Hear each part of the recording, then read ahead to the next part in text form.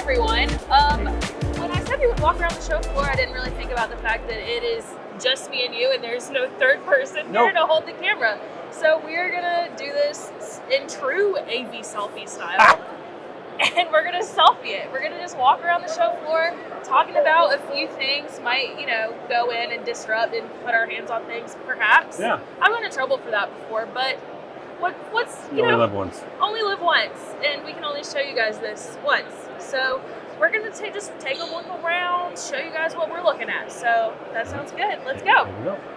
All right, Tim, have you gotten to go in the Zoom booth yet? Nope, not yet. Okay, let's go in here because Zoom really wants to be your all-in-one, one-stop shop. Come to us for every single thing. We are not just meetings anymore. Okay. So they want you to do your documents in Zoom. They want you to do your email in Zoom. They literally want to create essentially what Google Workspace or formerly G Suite was. But the thing is, they have the meeting and collaboration system to really build a good backbone off of that, which Google doesn't really have. The thing that Google does have is it's free. So we're here in Zoom's booth, and we're kind of walking around because I wanted to talk about how Zoom is trying to no longer be just a video conferencing system. So if you walk over here at this reimagined teamwork table, this is where they're really talking about all that they've built and how they really want to be your all-in-one. Their AI companion puts them kind of in a different category. They have the Zoom phone, they have team chat, they have a mail and a calendar, a scheduler, a whiteboard, notebooks, clicks. They want to do your documents. They literally are wanting to be what essentially Google Workspace is now. But what the difference is they have an amazing video conferencing system. So if they can pull this off, they're probably going to be unstoppable, I fear.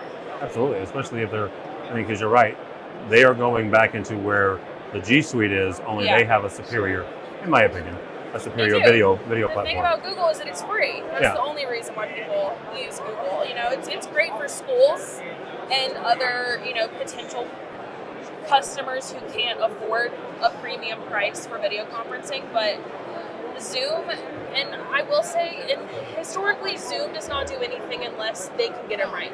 Yes. So I will be interested to try this and see what I think. I think this is going to be good for people like me who don't like to have to use a million things. I don't like having Zoom and Google Workspace and Slack and this and that. So I really, really love that they're putting this all in one.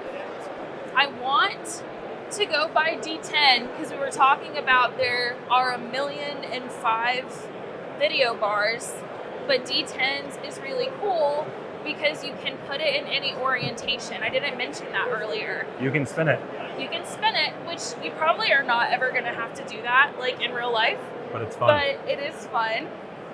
But it works. You can see how it's picking us up when it's horizontal, but you can also turn it this way and it's still going to pick us up. The great thing about this is you can use it over one monitor. It's put over here over MS Teams setup, but you can also put it between two displays if you want to use it in a big fashion for a giant boardroom where just one on top isn't going to cut it. No. I think it's really interesting and cool and different that it works in both.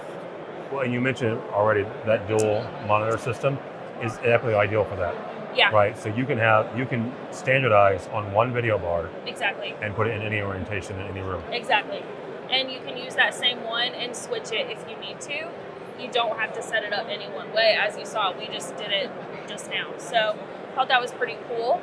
Let's go over here to Shure. This is the MXW Next 2 wireless microphone system. This works with different microphones, so this is the one that is probably one of the easiest ones to assign to a teacher. They have another one that clips on, and then this one is the handheld. They have a really, really long battery life. I think this one is like 28 hours, and this one's about 17. Don't quote me on that. But the good thing about this, like I said, you put each one in the dock, it recharges it. You can name them per teacher. So a million teachers aren't sharing the same ones, which is really, really nice in this world that we are living in now. I'm not going to say the word, but sickness. I think that's, sickness. And this is the one that actually clips on and has, I think this is where it picks you up right here. So pretty cool. Very cool. Yeah, let's go see Barco's, because the ClickShare Bar is another one. I think people have been holding with bated breath for Barco to come out with a collaboration bar, because they work with a lot of other companies who do that with their ClickShare system. Yep. I think predominantly like what they use in their booth is like Logitech a lot of the time. The Rally Bar, I want to say it's called. But them coming out with their own, I think, makes a pretty big statement. Well, and the other thing on the ClickShare Bar is not only does it allow you to obviously have a built-in bar, but it also allows you to wirelessly bring your own meeting. Yeah. So it'll act as its own peripheral. So this is it right here, the ClickShare Bar Pro. So being able to wirelessly BYOM is pretty incredible. So that's the thing. Everyone has their own video bar, but it's kind of like you can just pick which one works best for you and your system. At the end of the day, like, they all have their pluses and they all have their minuses, but I don't think any one of them is inherently bad or good.